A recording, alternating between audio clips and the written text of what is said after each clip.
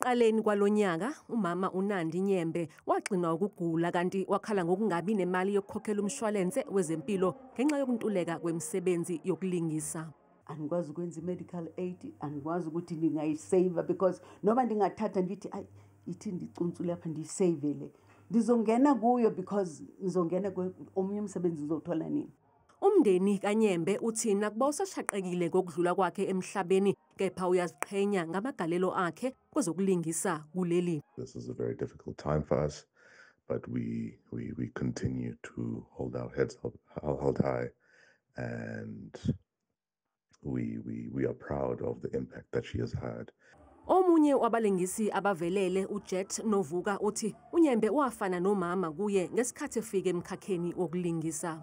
I first met uMama uNandi in 1988. I was doing a play at Market Theatre. It was called Qhulukani Magwalandini. Ndadibana naye wangumama onothando nobulumko nochubekileyo, and I am of the view that her body of work will continue to echo in eternity long after she has gone.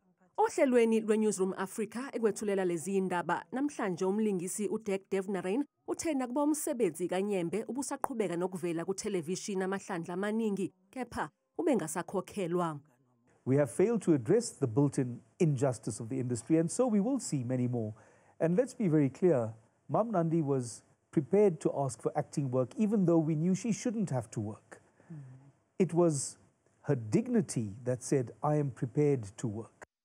Lento yomculo iyaphela manje uzwile ngithi lento yomculo iyaphela njengamanje kungenjalo ngiyakutshela mntanami awusamkelekile ukuthi uzohlala la kwami ulale kahle sisinandi, and we all have the idea of the inevitability of death.